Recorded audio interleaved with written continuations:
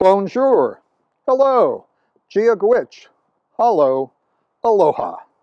My name is Reggie.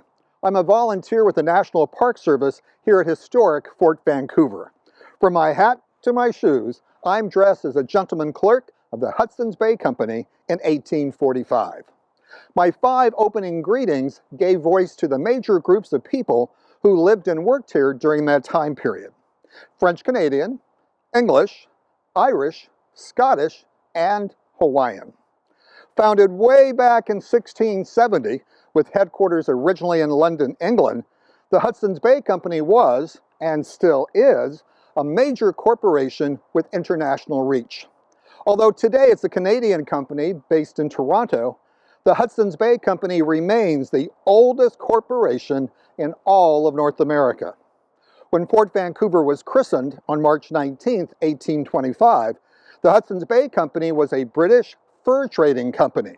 And the number one fur at the time, the most sought after, the most valuable, was beaver, because gentlemen in England, throughout Europe and elsewhere, were wearing beaver felt hats. You'll learn more about furs in the fur store. Right now, we're going to focus our attention on this big, beautiful building called the Chief Factor's House. Imagine for a moment that you are an American settler who has spent about 6 months walking 2,000 grueling miles on the Oregon Trail. Most likely you're part of a farming family, lured west by politicians and missionaries, poetically promising new opportunities as rich as the soil in Willamette Valley, and a better future, glistening brightly like the snow atop Mount Hood. When you finally arrive at the gates of Fort Vancouver, you are physically exhausted, probably sick or injured, and completely without supplies. Then the large wooden gates creak open, and there is the grand Chief Factor's house. What a splendid sight it is. Lovely flower gardens flank not one, but 2 curving staircases that gracefully lead up to a sweeping veranda with lush green grapevines arching overhead. And of course, there are the 2 eye-catching naval cannons. Those cannons, however, were purely for decoration. That's right, they were meant to impress, never to be fired.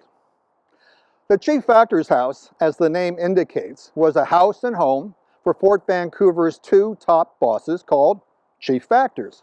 In 1845, the east side of the house was home to the number 2 boss, Chief Factor James Douglas, plus his wife Amelia and their 4 young daughters. Dr. John McLaughlin, Fort Vancouver's first and longest serving Chief Factor, and who you may know as the father of Oregon, occupied the west side of the house along with his wife Marguerite. Besides being a private residence, the Chief Factor's house also had one room in particular that served as the center for business discussions, religious services, and social activities. Please, come in. Let's take a look back in time.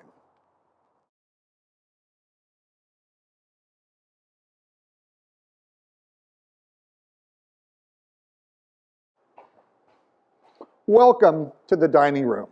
This is the largest and most colorful room in the Chief Factor's house.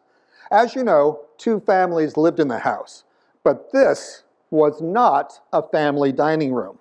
Officially referred to as the gentleman's mess, it was here that the 2 Chief Factors presided over the gentlemen of the Hudson's Bay Company as they dined 3 times a day, always discussing company business. The women and children who lived inside of the house were not company employees and thus could not contribute to those business discussions. So they dined separately in the women's mess, a small dining room connected to the east parlor on the Douglas side of the house. They received the same food as the men. It was served to them, just in a different location. Here at this very long table set with beautiful dinnerware and silver candelabra, the gentlemen followed a very strict seating arrangement. At the head of the table sat Dr. McLaughlin. To his right was Mr. Douglas. Then the gentlemen of the company, primarily clerks, like myself, sat in descending order based upon rank and experience. At the foot of the table sat the newest and youngest clerks, who did not speak unless spoken to. They were expected to listen and learn.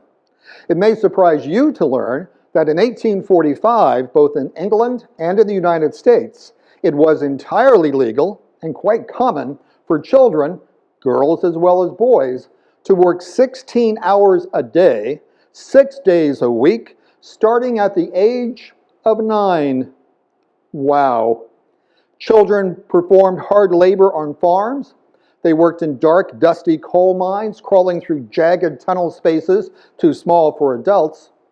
And they toiled in stifling hot factories, operating extremely dangerous machinery, which far too often claimed young fingers and hands. Here at Fort Vancouver, the youngest person ever to sign a 7-year work contract with the Hudson's Bay Company was Alexander Latty. Born to a Scottish father and a Chinook mother, Alexander signed on to be an apprentice carpenter when he was 11 years old. So, considering the alternatives, the young clerks who sat at the foot of this table had plenty of motivation to listen and learn.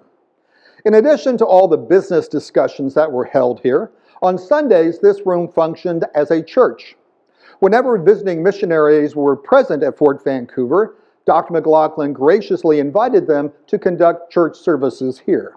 Otherwise, Dr. McLaughlin and/or Mr. Douglas would themselves conduct 2 church services each Sunday, one Catholic, the other Anglican.